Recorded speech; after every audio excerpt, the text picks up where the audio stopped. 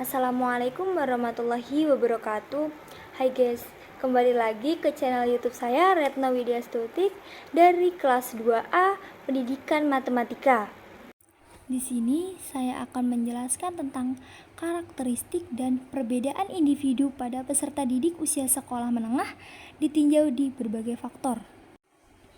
Yang pertama, faktor lingkungan. Perkembangan individu dipengaruhi oleh mutu makanan yang diterimanya, yaitu suasana dalam lingkungan, sikap-sikap orang sekitar, hubungan dengan sekitarnya, dan suasana pendidikannya. Dengan kata lain, individu akan menerima pengaruh dari lingkungan, memberi contoh kepada lingkungan, contoh atau belajar tentang berbagai hal dari lingkungan. Yang kedua, faktor usia. Peserta didik usia sekolah menengah atau remaja berada di masa transisi dari masa kanak-kanak menuju dewasa.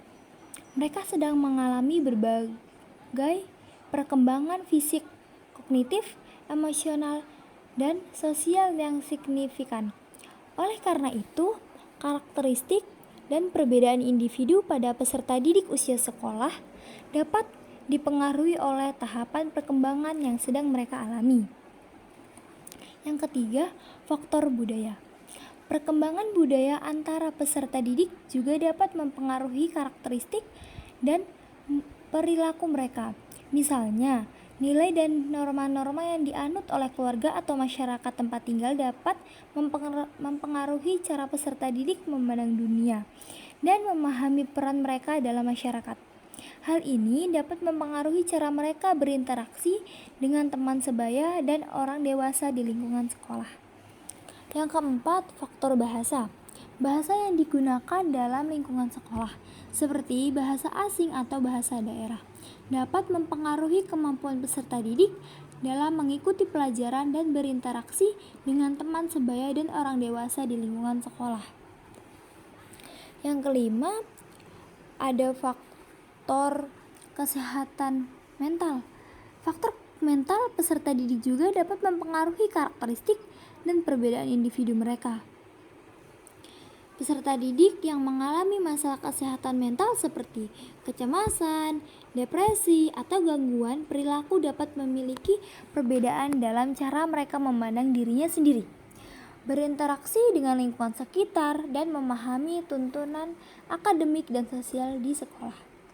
Yang keenam, ada faktor keterampilan sosial. Keterampilan sosial seperti kemampuan berkomunikasi, bekerja sama, dan memecahkan masalah dengan orang lain juga dapat mempengaruhi perbedaan individu pada peserta didik usia sekolah menengah. Peserta didik yang memiliki keterampilan sosial yang baik cenderung lebih mudah beradaptasi dengan lingkungan sekolah dan membangun hubungan sosial yang sehat dengan teman sebaya dan orang dewasa.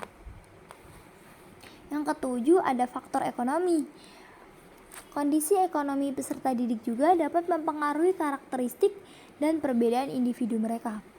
Peserta didik dari keluarga yang mampu cenderung memiliki akses terhadap sumber daya dan fasilitas yang lebih baik untuk mendukung perkembangan mereka.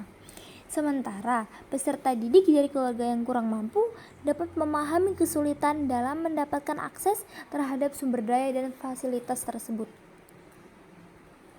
Yang kedelapan, ada faktor teknologi. Penggunaan teknologi seperti media sosial, permainan video dapat mempengaruhi cara peserta didik memandang dirinya sendiri untuk berinteraksi dengan orang lain.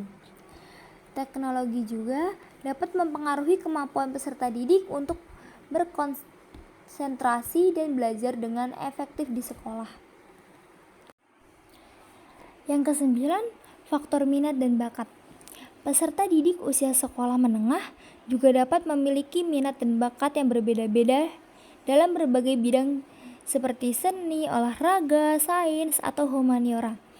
Perbedaan ini dapat mempengaruhi cara peserta didik berpartisipasi dalam aktivitas di sekolah dan mempersiapkan diri untuk masa depan. Baik, terima kasih sudah menonton channel YouTube saya. Kurang lebihnya saya mohon maaf. Wassalamualaikum warahmatullahi wabarakatuh.